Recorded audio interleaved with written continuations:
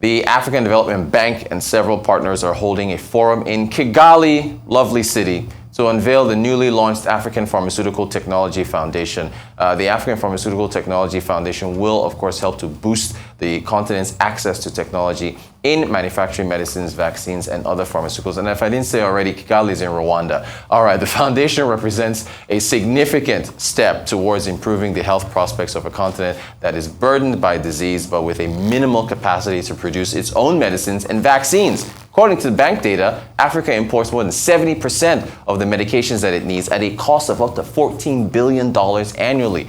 The keynote speaker, Solomon Adegbe-Quaynor, had this and more to say at the forum. The African Development Bank received approval from its board of directors earlier in 2022 to help set up the African Pharmaceutical Technology Foundation, which is a new groundbreaking institution that will significantly enhance Africa's access to the technologies that underpin the manufacture of medicines, vaccines, and other pharmaceutical products.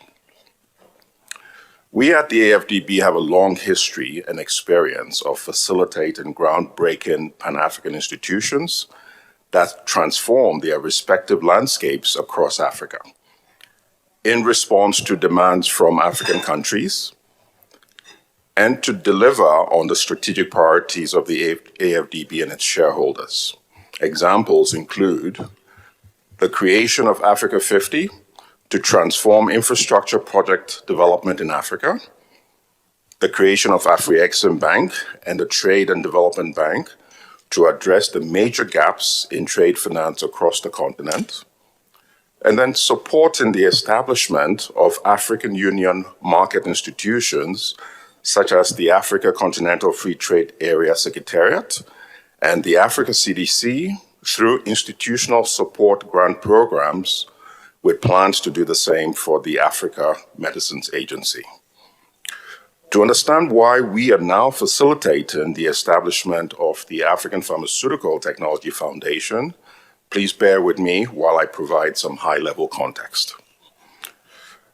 So the COVID-19 crisis has exposed the fragility of global health systems and highlighted the need for countries to ensure a minimum level of supply security for health products. The pandemic revealed gaps in the provision of critical drugs and medicines and gave rise to damaging responses as countries started to impose bans on the export of certain key products. Africa is heavily reliant on imports. Up to 70% of pharmaceutical products are imported. Local vaccine production capacities address less than 1% of the local demand in value. African governments, like many others worldwide, are now looking to develop their local pharmaceutical sectors to ensure supply security, make medicines more affordable, release pressure on the balance of payments, and create wealth more broadly. So beyond a response to these immediate challenges, there are three compelling rationales for governments to consider developing a local pharmaceutical industry to strengthen their healthcare defense systems. First is the public health rationale. Here, a developed local pharmaceutical industry could offer affordable access to medicines that fit the local, and my pronunciation of the next word is always troublesome, epidemiological profile at a quality aligned to international standards. Second is the strategic rationale.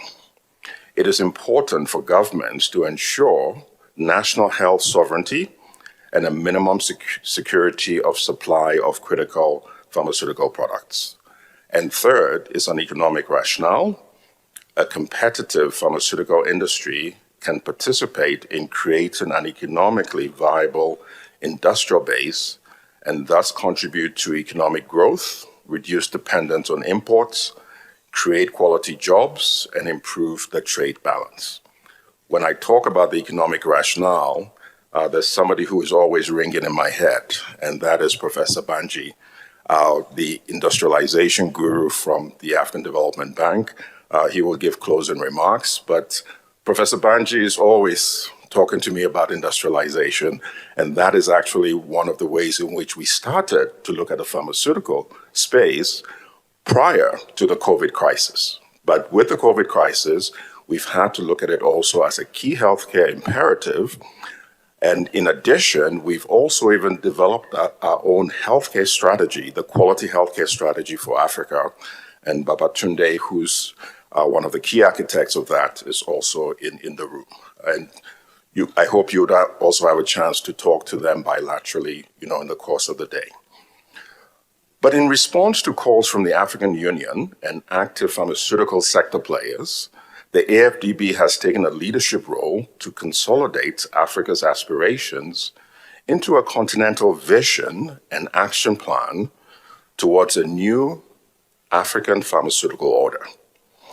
The vision has filled up the policy gap for African countries, regional development communities, and health and pharmaceutical institutions, and is currently providing an integrated platform for dialogue and financing for a stronger pharmaceutical sector. We call it the Africa 2030 Pharmaceutical Vision, which stipulates that the continent should aspire to focus on the top 30 molecules, which account for approximately 30% of Africa's pharmaceutical market and help addresses its public health issues.